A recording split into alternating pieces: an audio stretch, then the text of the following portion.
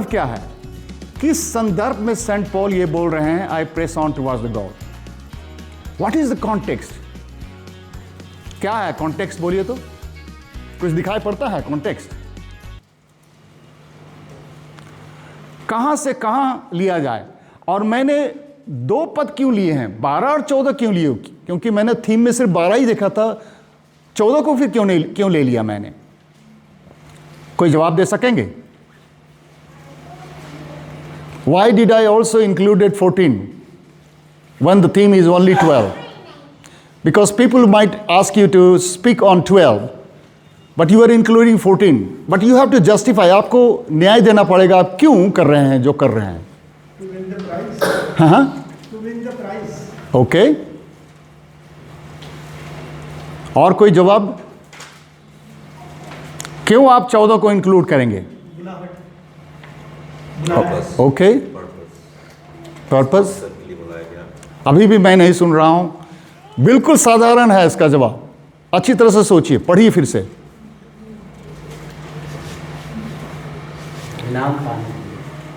फिर से अच्छी तरह से, हाँ, अपने मन से मत बोलिए, जो भी बोलिए बाइबल में पढ़ के बोलिए। Don't say from your heart, say it what is there in the text. Look at the text.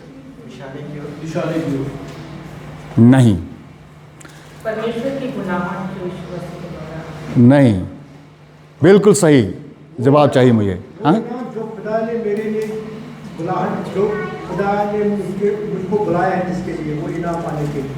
वो भी नहीं। बंदा, आपके पास रिमोट है इसको फ्लिप करने के लिए? नहीं लेके आए हैं? अच्छा, ठीक है। देखिए क्या चीज 12 पद में है जो 14 पद में भी है, जो आपको कंपेल करता है 14 को इंक्लूड करने के लिए।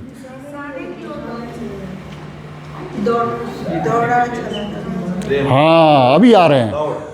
जो चीज 12 में कहा गया है उसी बात को 14 में भी कहा गया है। I press on twice repeated. So when you see a repetition in the text, then you cannot avoid including that text also. तो कहने का मतलब है जो उन्होंने 12 में शुरुआत की है जिस बात को, वो चर्चा फिर 14 में भी कर रहे हैं। तो इस जब ऐसी बात है, when any particular phrase is repeated in the next verse, you cannot exclude that phrase. That means it's a continuity of thought. You always have to understand the movement of the thought in the text. वो कैसे उसके विचार का जो गमन है और कैसे इसी बात को रिपीट किया जा रहा है, उसको आप देखना बहुत जरूरी है। जब उसको देखें कि रिपीट किया जा रहा है, then you can not avoid the text. So in your exegesis, when you are preparing a YouTube content, you must make sure that you are not going off the track. What is biblical, you should maintain it. 12 is also talking about I press on towards the goal, and 14 is also saying. So there is a continuity. So this is your immediate context. ना, सबसे जो immediate, जो सबसे करीबी का संदर्भ है 12, 13, 14 तीनों वर्ष है। लेकिन आप यदि अच्छी तरह से पढ़ेंगे तो आपको पता चलेगा कि संत पौल जो जिस बात को ये कहना चाहते हैं वो डायरेक्ट 12, 13, 14 में नहीं आए हैं। आप लोग क्या डायरेक्ट सिलीगुड़ी में आ गए थे? आपको घर से निकलना पड़ा, शायद ऑटो रिक्शा लेना पड़ा होगा, उबर लेना पड़ा होगा, फिर आप पटना में चढ़े होंगे ना, नियरेस्ट स्टेशन में चढ़े होंगे, फिर ट्रेन में छुक छुक करते फिर यहाँ पर उतरे होंगे, तब जाकर यहाँ पर पहुँचे हैं ना। ठीक उसी तरह से एक तरह से किसी भी बात को रखने के लिए एक माहौल बनाया जाता है, और वो माहौल जो बना रहे हैं संत पौल 12, 13, 14 पहुंचने के लिए कहां से शुरू कर दिए? वो एक पद से ही शुरू कर दिए। To create the context for verse 12 and 13, 14, Paul has already begun in verse 1. So you have to understand why he is saying what he is saying. Why he is arriving at verse 12, conclusion of verse 12, 13, 14. Because what he said in verse 1, 2, 3, 4 onwards. Okay? तो आगे इसका हमें personal preference, number 1, choices, lifestyles, timidity, fear, temperament must be surrendered to be transformed and shaped for the glory of God. The ultimate intent must be that I may become a blessing to others. Does it matter anything even if Neelam had not got up? See, many of us are like that. We are very timid. We are frightened, fearful, self-preoccupied. Think about yourself, but you're not looking at others, what he will need. You know, you saw me handling with a laptop and with difficulty. How many of you thought that I should be helped? Only 2 of you. Why? Because we are, our lifestyle, our temperament, we are timid, we are frightened, and we are confused whether we should be done or not. Should we be confused to do good to others? Never. We should allow our temperament, lifestyle, everything should be transformed for the glory of God, to become a blessings to others. तो ये thought मैंने लिखा तुरंत. तो इसमें चीज़ है क्या, 12 to 14, 3 चीज़. जब आप YouTube कंटेंट बनाएंगे, when you are making a social media YouTube content, make sure that you don't forget the main passage, main theme, what Paul is trying to do. Let's go to next slide. Ben, हम क्या देखते हैं? संदर्भ. सबसे पहले क्या है? संदर्भ. नेक्स्ट, उपलब्धि से आकांक्षा की ओर. One side is accomplishment and the other side is hope, आकांक्षा. हमारी आशाएं क्या है? फिलिपियन 3 में पौलुस 2 प्रकार की धार्मिकता की तुलना करता है. एक जो मनुष्य की उपलब्धियों पर आधारित है और दूसरी जो केवल मसीह पर निर्भर है ना. 2 प्रकार की धार्मिकता, मनुष्य की उपलब्धि बनाम मसीह की धार्मिकता. Most of the religion is dependent on human accomplishment. Karma. If your karma is good, you are a good person. मनुष्य की उपलब्धि. तो karma is karma. not karma tangent, sorry. But karma means your accomplishment. What you do. If I do good, you know. So, but here Paul is trying to say that look at me. If you think about my accomplishment, I am belonging to the Benjamin tribe. I'm trained under Gamaliel. I have everything, but I consider all this as rubbish. All this rubbish. But वो क्या बोलता है? I want to know Christ. In spite of what, you know, आप सोचिए St. Paul को, he has already done a great achievements. Even in terms of ministry accomplishment, he planted so many churches. He was a pioneer. But he still considers those things are not the reason that I am trying to, you know, take pride in it. It is all, क्या चीज़ है? मसीह की धार्मिकता. It is not the right, it is not my righteousness, it is the righteousness of Jesus Christ. कभी भी आप सेविकाई करेंगे, एक लोग आपके कामों को देखकर, आपकी अच्छाई को देखकर आपको हीरो वर्शिप करना शुरू कर देंगे. आपको इतना ऊपर उठा देंगे. मैं हर समय एग्जाम्पल देता हूँ. कहाँ गए थे हम लोग? जहाँ पर प्रीचिंग के लिए भदरवा में गए थे ना. हाँ, डोडा में गए थे. हमने प्रचार किया. मेरे प्रचार से इतने प्रभावित हो गए, लोग लाइन लगा दिए और सब कोई चाहते हैं कि मैं ही प्रार्थना करूँ. प्रार्थना करते करते कई घंटे हो गए और उसके बाद जब प्रार्थना खत्म किया तो मेरे पाँव के चारों तरफ 10 रुपया, 20 रुपया, 50 रुपया सब रखा हुआ है. मेरा ही पूजा शुरू हो गया. It was like my human accomplishment. Wow! उसके बाद हम गए और कोई बड़े चर्च के कलीसिया थे, उनकी बेटी बीमार थी. वहाँ भी आके बोलते हैं कि सर आप प्रार्थना कर दिए. तो मैंने कहा मैं क्यों प्रार्थना करूँ? सदीक भी प्रार्थना कर सकते हैं, आप भी प्रार्थना कर सकते हैं. तो नहीं, बोलता नहीं, आपकी धार्मिकता, जो धार्मिक लोग प्रार्थना करते हैं तो उसका प्रश्नों का उत्तर मिलता है. बाइबल में लिखा है. उन्होंने बाइबल को कोट किया कि the prayer of the righteous. तो मैंने कहा कि प्रेयर ऑफ राइटियस, लेकिन आपको कैसे कि पता है कि मैं धार्मिक हूँ? मैं अंदर से बदमाश भी हो सकता हूँ. अंदर से ये भी सोच के रहा हूँ कि हाँ मैं ही प्रार्थना करूँगा तभी ठीक होगा. घमंड भी हो सकता है. ये मेरी धार्मिकता है या यीशु मसीह की धार्मिकता जिसके कारण परमेश्वर हमारे प्रार्थना को उत्तर देता है? तो गलत तरह की सोच विचार रखने के कारण क्या होगा? आपको इतना अप्रिशिएट करेगा ना आपके पाँव छुएगा, आपको ऊपर उठा देगा। यही होता है ना, हमारे देश में भी राम रहीम लोगों के जैसे को इतना पूजा होता है, बाबा आसाराम को करता है, वो कलीसिया के अंदर भी होना शुरू हो गया है। आपको इतना ऊपर उठा देगा कि आप सोचेंगे कि मेरी ही धार्मिकता के कारण ही मैं यहाँ तक पहुँचा हूँ, मैं सफ़र किया हूँ, मुझे परसिक्यूशन किया गया, मुझे पीटा गया, मैंने इतनी मेहनत किया, मैंने इस कलीसिया को बनाया है। अहंकार घुस जाएगा अंदर में। संत पौल कहता है कि ये सब बेकार, जो ग्रीक वर्ड है ना, बोलता है दे आर रबिश, वो गोबर के समान है। बोलता है मेरी सारी धार्मिकता गोबर के समान है, चिथड़े गंदे कपड़े के समान है। तो अपने को हर समय नम्र रखना, इसलिए सबसे पहला चीज़ जो है नम्रता, याद रखिए। वो अपनी यहूदी योग्यता को हानि ठहराता है। बोलता है कि ये जो मेरी अकम्प्लिशमेंट है, my accomplishments are actually a dangerous obstacle in my life. Sometime your accomplishment can become your pride, the reason of your destruction.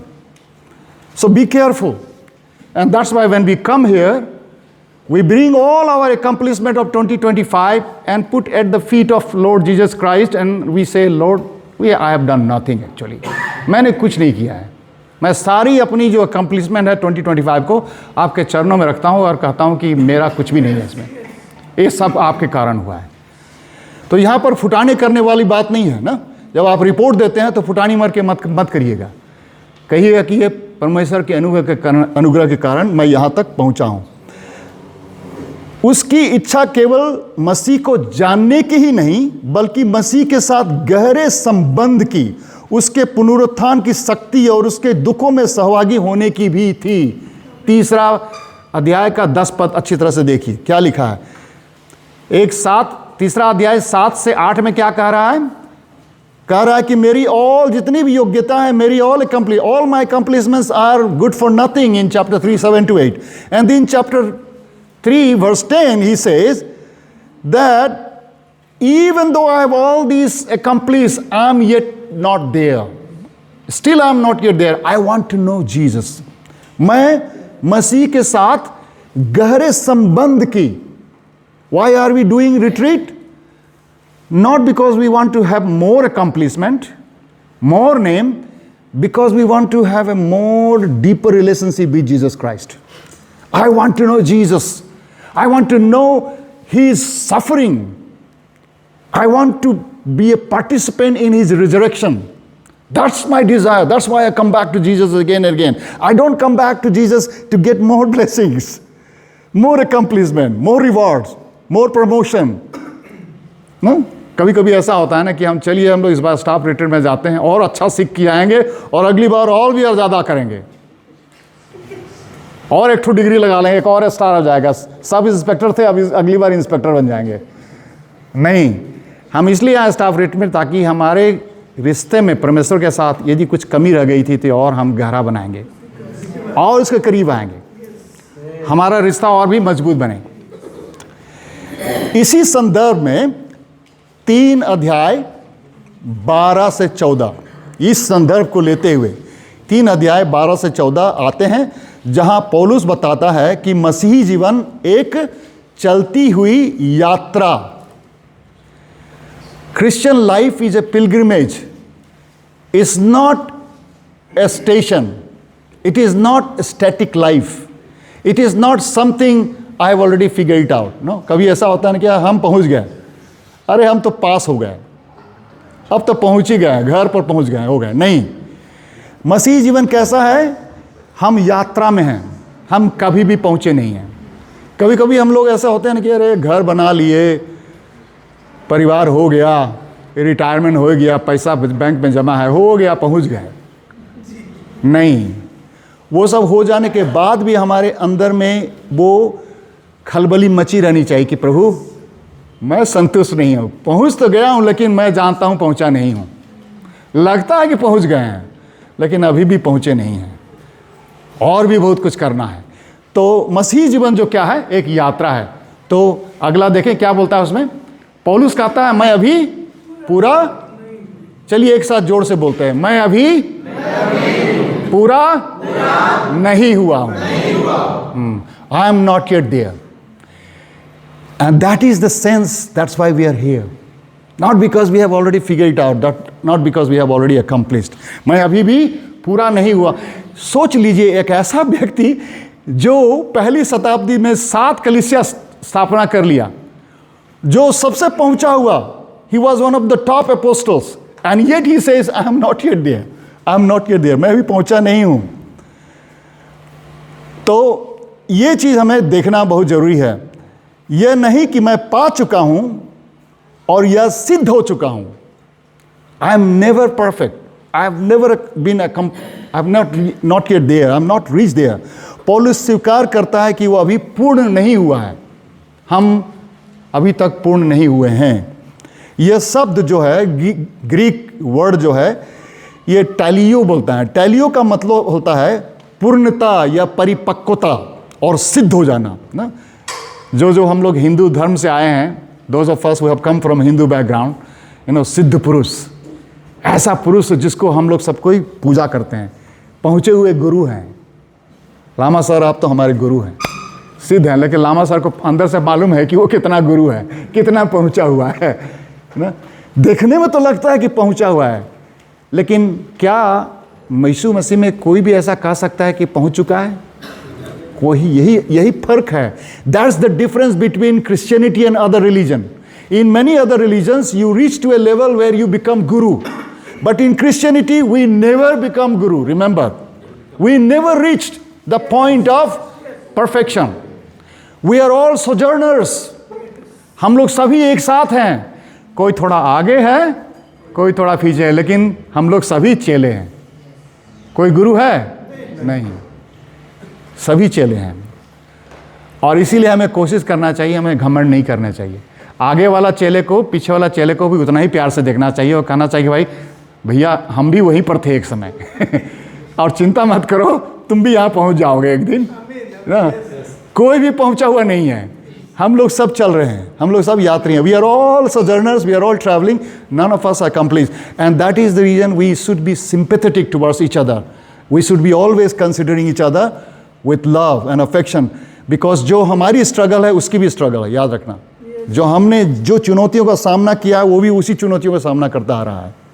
और वो पीछे वाला को ही सोचना चाहिए कि भाई आगे वाला तो लगता है आगे पहुंच गया है, लेकिन वो भी बेचारा चुनौतियों के साथ ही आगे बढ़ रहा है ना. You also have to be sympathetic towards those who are ahead of you, that they also have challenges, similar challenges like you. अगला स्लाइड देखिए क्या बोलता है. पवित्रता एक प्रक्रिया है. रिमेंबर, आपके जीवन में लक्ष्य क्या है? पवित्रता. Your goal is holiness, and holiness is a process. It is not a place where you have somebody can say that I have already arrived. Okay? None of us we can say we have accomplished. इससे यह स्पष्ट होता है कि उद्धार का कार्य शुरू हो चुका है, पर पवित्रता की प्रक्रिया अभी भी जारी है. Yes, we have been saved from the power of sin, from the penalty of sin. But we have not yet been saved from the power of sin. We still constantly live under the power of sin. So that's why on a daily basis, the process of sanctification is required by all of us. Whether you are in the front line or you're in the back line, we all need sanctification. We all have to go through sanctification. ये आत्मिक प्रक्रिया है और इसमें हमें आत्म संतोष से बचना है. The day you feel that you have arrived, you are likely to be struck with complacency and you will be struck by the devil. Satan will catch you. The moment you say, अरे हम तो Bible तो जानवे करते हैं, कितना बार पढ़े हैं ना. Many of us will say, oh, I have read Bible so many times. I know New Testament. I know Old Testament. बोलो ना कौन सा वर्स चाहिए, हमको पूछो ना, हम बता देते हैं. And sometimes that sense of complacency will take you away from reading the Bible. Sometimes you think you pray a lot. Sometimes you think you have done a lot of ministry. 35 years ministry में है भाई, 36 years, और क्या करना है? That is very dangerous. That can kill you. ये आत्मिक आत्मसंतोष से बचना बहुत जरूरी है. In your heart of hearts, in your spiritual life, you should always be wanting for more because we are never perfect. We are not yet there. यदि प्रेरित पौलुस को भी आगे बढ़ने की आवश्यकता थी तो हम सबको सोचो कितना है. If St. Paul thought that he is not yet there, how much more? कहता है कि परंतु पकड़ने को दौड़ा चला जाता हूं. मैं अभी भी दौड़ा चला जाता हूं. यहां दौड़ना डियोको शब्द तीव्र प्रयास को दर्शाता है. ग्रीक में डियोको बोलते हैं और डियोको का मतलब होता है सिर्फ प्रयास नहीं, तीव्र प्रयास, aggressive effort to press on. इसलिए अंग्रेजी में बोलते हैं प्रेस नहीं, press on. I mean he is putting excessive effort to move forward. तो मसीही जीवन जो है आलस्य से भरा हुआ नहीं है. Christian life is not full of laziness or sense of complacency or sitting on the couch and say, well, I'm done. बल्कि क्या है, सक्रिय खोज है.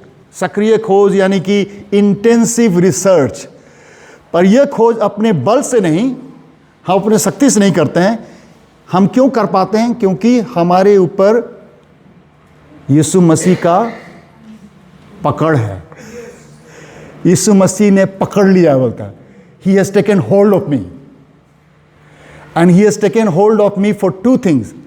12 पद में लिखा है अलग और 14 पद में अलग लिखा है. In verse 12, he has taken hold of one thing, and in 14, he has taken hold of another thing. First, he has taken hold of the things, the calling that he has given us. He has taken hold of us to become the communicator of the message, or the winner of the soul, or his disciple. But the second word, 14, he says, he has taken hold of us to win the prize. Not simply walk, but walk in such a way that you win the prize. Not someone simply who has finished the line. नहीं, जैसे तैसे घसीटते घसीटते अरे पहुंच गए, अरे पहुंच गए, पहुंच गए. No. Not that you somehow reach there, but someone who has win the prize. That's for which he has taken hold of. Do you realize that Jesus wants you and me to win? That's why he has taken hold of us. So he has taken hold of us to carry out his calling. He has taken hold of us to win in the calling. Not be simply any other Christian workers. What a winner Christian workers. Someone who can be remembered with examples. Wow! ऐसे आदमी को हमने देखा है जिसने अपने जीवन को संपूर्ण समर्पित करके इतने सारे अचीवमेंट उन्होंने करके दिखाया है. So that is what St. Paul is trying to remind us, that he has taken hold of us for two things. यहाँ एक सुंदर संतुलन दिखता है. अगले में क्या लिखा है? मसीह की पहल. एक सुंदर संतुलन दिखता है, मसीह की पहल और विश्वासों की प्रतिक्रिया. पवित्रता न तो आत्म उद्धार और न ही आत्मिक निष्क्रियता, यह है अनुग्रह से प्रेरित प्रयास. तो हमारे जीवन में मसीह की पहल क्या है? हम वो चाहते हैं कि हम अनुग्रह से हर समय एक प्रेरित प्रयास. We are inspired on a daily basis because of his grace at work in our life. We are inspired to put our best effort on a daily basis. तो क्या लिखा है? क्योंकि मसीह ने पहले हमें पकड़ लिया है. हम आगे इसलिए बढ़ते हैं क्योंकि उन्होंने हमें पकड़ लिया है. Not by our own effort, but because of God's hold in our life.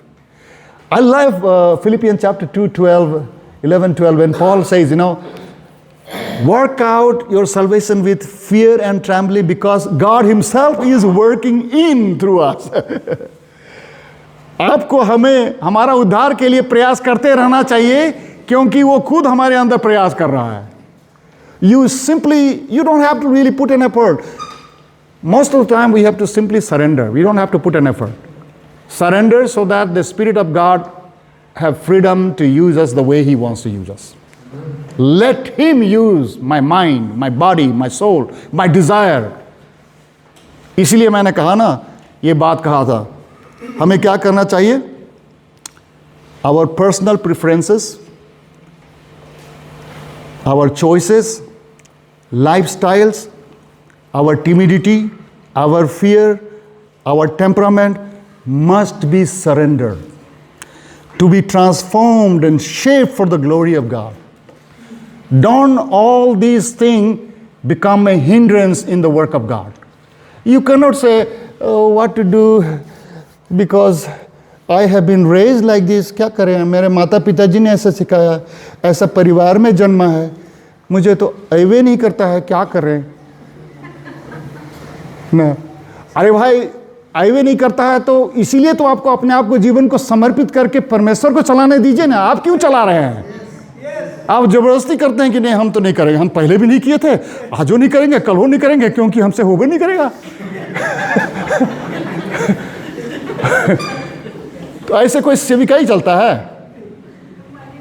कभी नहीं सेविका चलता है। आप लोग इतने डर डर के रहेंगे कि नहीं हमसे तो नहीं होगा ना। यदि आपको, आप में से किसी को हम लोग कहें कि भाई आपको हम लोग चयन करते हैं कि यहाँ से आप चले जाइए, आपका हम स्थानांतरण करते हैं, ट्रांसफ़र करते हैं, जहानाबाद से आपको सिलीगुड़ी में भेजते हैं, तो हम तो पहले ही नहीं गए थे सिलीगुड़ी, और जाके करेंगे क्या? हमको तो बंगाली भी नहीं आता है, नेपाली भी नहीं आता है, हम करेंगे क्या? ऐसे कोई मिशनरी बनेगा? आप यदि अपना प्रेफरेंस सोचेंगे ना, एक साउथ इंडियन था, वो परमेश्वर की सेवा करना चाहता। There was a South Indian, he wanted to serve the Lord, so he says, Lord speak to me, where should I go, where should I go?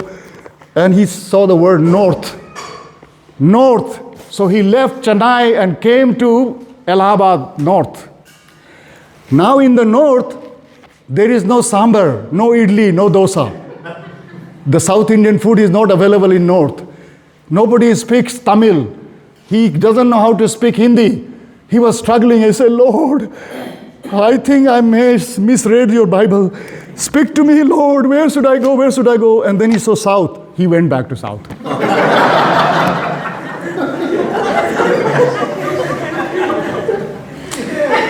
So many times our ministry is also like that. Bible does not speak to us, we make Bible to speak to us. ना?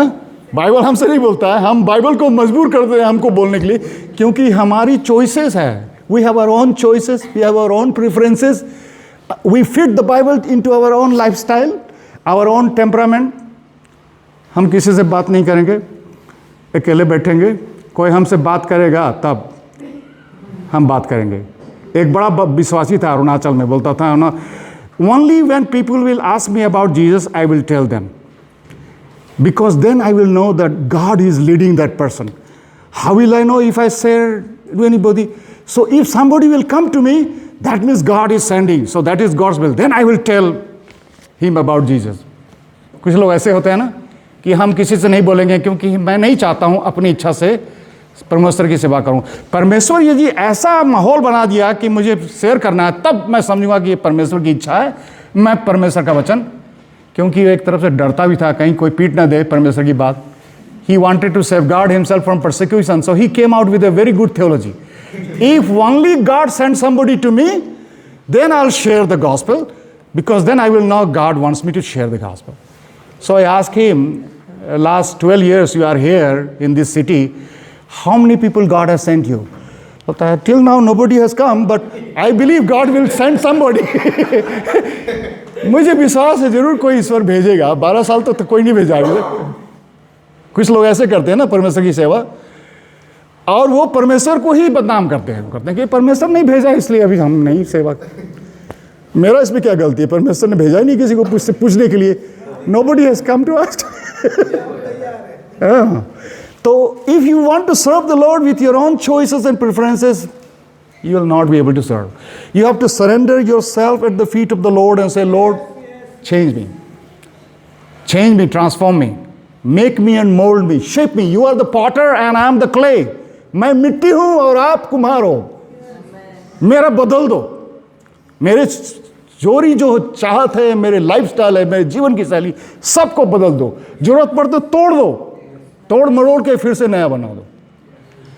ये होनी चाहिए। We should be always be willing to surrender ourself. तो मैं अपने आप को ये नहीं समझता कि मैं पकड़ चुका हूँ और मैं पहुँच चुका हूँ। ये नम्रता होनी चाहिए कि संत पौल की तरह कहूँ कि प्रभु मैंने अभी तक नहीं पकड़ा है, आपने पकड़ लिया है लेकिन मैंने अभी तक पकड़ा नहीं है, और इसीलिए मैं दौड़ता रहूँगा, चलता रहूँगा। सच्ची आत्मिक परिपक्वता घमंड नहीं बल्कि निरंतर निर्भरता को दर्शाती है। यदि आपकी इच्छा है परिपक्व होने के लिए, वो इच्छा घमंड नहीं है, वो इच्छा निरंतर निर्भरता को दर्शाता है। इसका मतलब आप चाहते हैं कि आप परमेश्वर के रूप में, स्वरूप में चलना चाहते हैं। इसलिए संत पौल कहता है दिस वन थिंग, परंतु सिर्फ एक ही काम करना चाहता हूं। This one thing that I want to do is that I want to forget the past and move forward. तो इसमें क्या कह रहा है, अगला आप दिखाइए। अनुग्रह से प्रेरित प्रयास, अगला दिखाइए पद 13 में। एक ही उद्देश्य से, एक ही काम, मसीह को जानना। Only one thing that I desire, I want to know Jesus Christ. उसके बाद क्या बोलते हैं, भटकाव से बचो। There will so many distraction in your life, safeguard yourself. Your primary goal should be to know Jesus and know him fully well in his suffering and his death and in his resurrection. That should be the goal of your life. Don't get distracted into accomplishment and activities. एक ही काम करता हूँ, पर पौलुस अपना जीवन एक ही उद्देश्य पर केंद्रित करता है, और वो उस केंद्रित रहते वक्त वो क्या कहता है, जो पीछे रह गया उसे भूलकर, यहाँ भूलने का अर्थ स्मृति मिटाना नहीं बल्कि अतीत को वर्तमान पर शासन न करने देना। अतीत को वर्तमान पर शासन न करने देना। If you are remembering too much of your accomplishment, it is likely to make you arrogant and proud. Remember, अतीत की सफलताएं कभी कभी ऑल्सो, यदि ज़्यादा आप अतीत को याद करेंगे तो वो आपको निराशा भी ला सकती है। Because if you are remembering the past all the time, your failures of the past, your sins of the past might hinder your present and the future. It may bog down. अरे भाई 2025 में भी नहीं कर पाया तो 2026 में कैसे होगा ना, मुझसे ये भी पाप हो गया था, फिर से पाप हो जाएगा। यदि उसी को सोचते रहेंगे तो एक तरफ है कि आपको निराशा, और एक तरफ से दूसरा है कि आप में, यदि आप ज़्यादा फुटानी करते रहेंगे तो आप में एक घमंड भी ला सकता है कि अरे मैंने 2025 में ऐसा किया था, 2026 में भी करूंगा। I did do 2025, I can do in 2026। That can also lead you to pride. So that's why Paul says, I want to forget the past. Now when he says forget the past, he's not saying completely erase the past. He says he wants to put the past in perspective in such a way that the past should not dictate my present and should not hamper my future in the glory of Jesus Christ. That the past will become an accelerating point for the present and the future. अतीत की सफलताएं हर समय याद रखिए घमंड लाती हैं, इसलिए उसको ज़्यादा भी याद मत करिए और उतना कम भी याद करिए। दोनों आत्मिक प्रगति को रोक सकती है। So when we come here to analyse, I don't want you to be bog down with your failures of your 2025. At the same time I don't want you to be filled with pride and take it for granted that God will make you successful even in 2026. Approach with humility.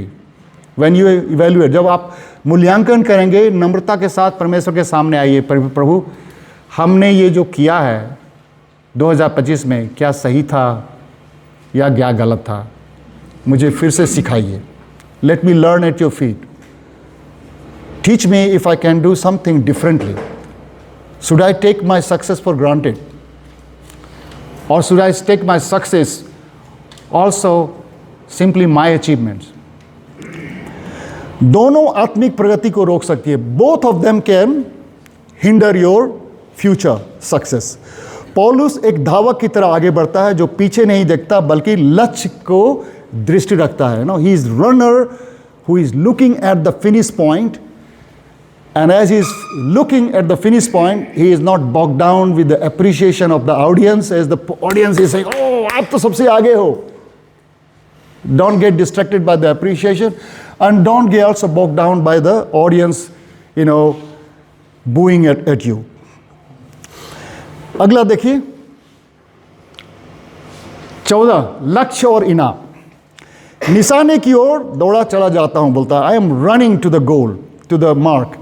और जो निशाना है, the target is a Greek word is skopos, जो जीवन की दिशा को दर्शाता है। Skopos only help you to understand the direction, it gives you a sense of direction so that you don't get distracted. It helps you to also understand your lane, that you are not jumping into another's lane. You have your own selected lane, अपना lane है। Scopus help you to focus on your lane and keep your sense of direction committed, dedicated. Scopus also help you to not compare yourself with the other runner in other lane. समझ गए कि भाई वो कैसे दौड़ रहा है, उसका पैंट ठीक जगह पर है कि नहीं, मेरा पैंट ठीक है कि नहीं जगह पर, वो कंपेयर करने का जगह नहीं है। Skopos help you also to remember that there is a reward, लक्ष्य पर एक पुरस्कार इंतजार कर रहा है, और वो पुरस्कार आपको पूरे उत्साह से भर देता है, उन्माद से भर देता है कि जब मैं पहुंचूंगा और जब मुझे पुरस्कार मैं जब पकड़ूंगा मेरे हाथ में, कितना अच्छा लगेगा। उस आनंद के लिए मैं आज प्रयास करूंगा, कल के उस आनंद के लिए ना। कल जैसे रेवरेंड जॉन बोल रहे थे, the hope is the music and the faith is the dance. आप मजबूती से डांस कर रहे हो कि उस आनंद को पाने के लिए, टू गेन दैट। तो पुरस्कार पाने के लिए, यह पुरस्कार सांसारिक नहीं बल्कि मसीह के समान बनने और अंतिम महिमा में भागी होने का है। कैसा है वो? मसीह के समान बनने। You and I become more and more like Jesus, little Jesus. जो परमेश्वर ने मसीह इसमें मुझ पर ऊपर बुलाया है, यह बताता है कि हमारा जीवन कोई संयोग नहीं बल्कि ईश्वरीय बुलाहट है। It's a godly divine call, it's not simply A job, it's a divine calling. We are all the citizens of heaven. We are only a temporary passing through sojourner on this earth. This world is not my home. ये संसार हमारा घर नहीं है, हर समय हमें याद रखना चाहिए। तो मुख्य धार्मिक विषय क्या है? What are the main lessons? मुख्य धार्मिक विषय, मुख्य शिक्षाएं। What are the main lessons that Paul is trying to give?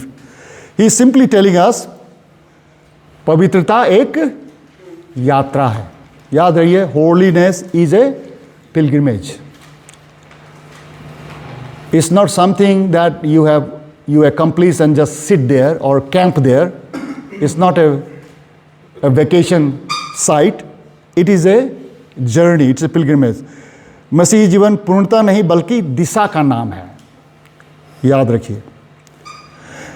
दूसरा ख, विनम्रता ही परिपक्वता की पहचान है। How do you know that the person is mature?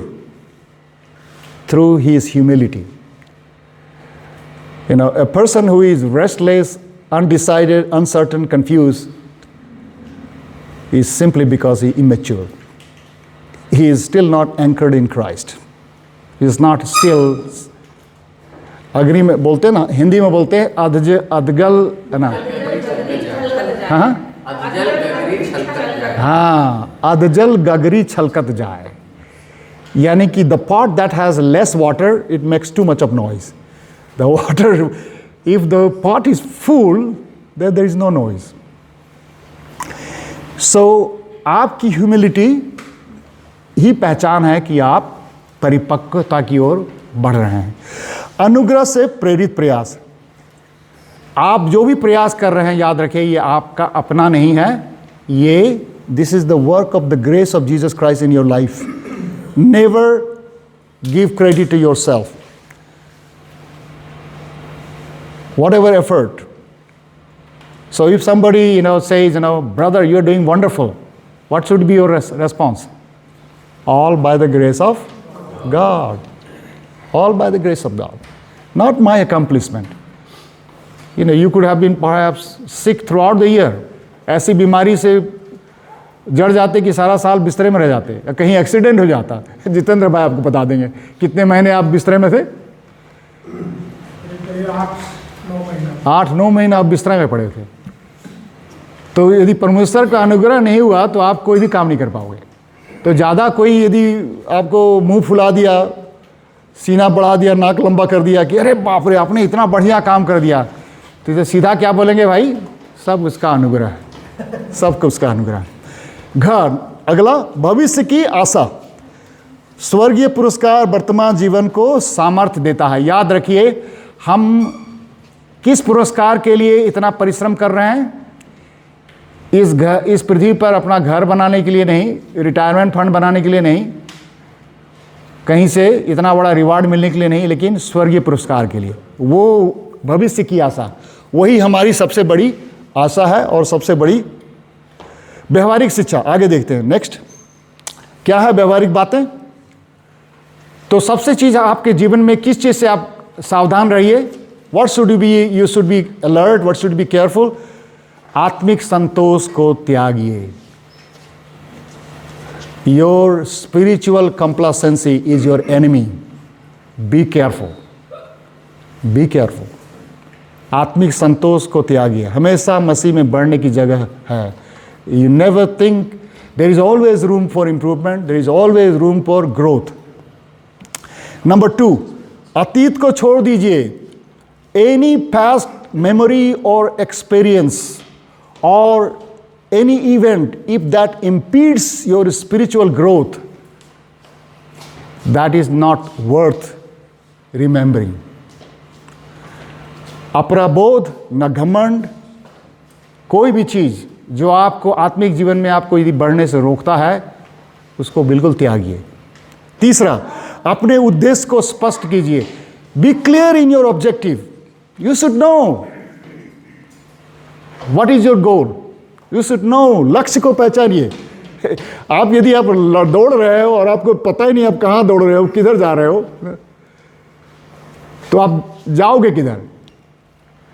You must know your goal, your लक्ष्य।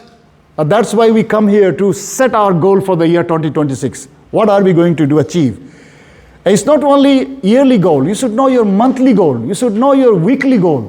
When you get up in the morning, the first question you should ask, Lord, here is my body, mind and soul, given at your altar as a sacrifice. Tell me, Lord, how can I be a blessing to somebody? That should be your first question. And what is your goal? To become a blessing to others, not bless yourself. The problem is that the first morning when we get up, Lord bless me. That's the terrible prayer that anybody can make as a child of God. That's an immature prayer. It's taken for granted. Once you are a child of God, you are already blessed. आप यदि प्रभु में हो, आप already आशीषित हो। आपको और भी क्या आशीष चाहिए? इससे बड़ा और क्या आशीष चाहिए कि आप परमेश्वर के बेटे और बेटी हो? तो आपको क्या मांगना चाहिए? प्रभु, मैं कैसे दूसरे को, how can I become blessings to others? Show me, tell me. So अपने उद्देश्य को स्पष्ट कीजिए। चौथा, अनंतता के लिए जिए। If you want to live, live for eternity. Don't live for a mortal life. Don't live for this world. Don't live for your family only. You know, there is a very story. Angulimala का कहानी सुने? अंगुलीमाल, हाँ, बुद्धा थे। Buddha was going on a pilgrimage, so he was trying to, he met one robbers who was killing people, robbing. So Buddha asked him, why are you doing? So what did he answer? मैं अपने बच्चों के लिए, बीवी के लिए, परिवार के लिए सबको मार रहा हूँ और चोरी कर रहा हूँ ताकि मेरा परिवार सुख रहे। तो सभी कभी हम लोग ऐसा ही करते हैं ना। हम लोग किसके लिए जीते हैं? अपने परिवार के लिए जीते हैं, और नहीं तो अपने लिए जीते हैं। लेकिन मसीह का बच्चा, यीशु मसीह का बच्चा किसके लिए जीता है? अनंतता, अनंत जीवन के लिए जीता है, इटर्निटी के लिए जीता है, इस जीवन के लिए नहीं जीता है। सो निष्कर्ष क्या है? व्हाट इज द निष्कर्ष? व्हाट इज द निष्कर्ष?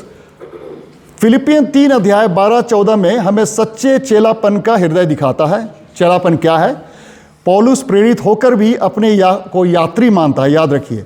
बचाया गया फिर भी आगे बढ़ता हुआ, याद रखिए। छुड़ाया गया फिर भी मसीह की ओर दौड़ता हुआ। मसीह का भरोसा इस बात में नहीं कि वो पहुंच चुका है, बल्कि इसमें है कि मसीह ने उसे पकड़ लिया है। यही सबसे बड़ा भरोसा है कि यीशु मसीह ने हमें पकड़ लिया है। और कैसे पकड़ा है? हमें जीतने के लिए पकड़ा है। इसलिए वो डर से नहीं, आशा से दौड़ता है, अपने बल से नहीं बल्कि अनुग्रह की सामर्थ्य से बढ़ता है ना।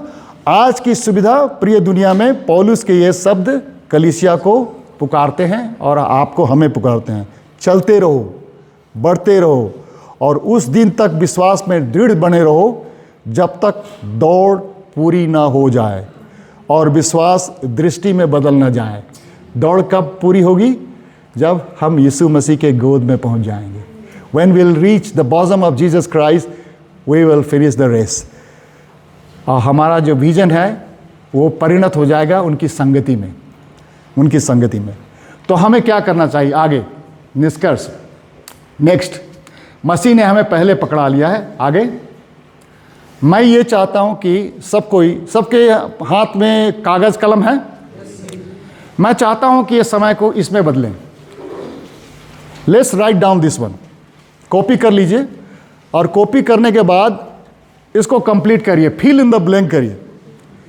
इन द ईयर 2026 यीशु मसीह में, in Jesus Christ, through Jesus Christ and for Jesus Christ and by his grace, मैं ये निश्चय करता हूं, I resolve that I will press on, ना, उत्कृष्टता की ओर से प्रयास करता, और हर समय मैं प्रयास करता हूँ। I will put my best effort. इसके लिए मैं अपने जीवन शैली, I will, my life style, my thinking, my idea, in these areas I will bring changes.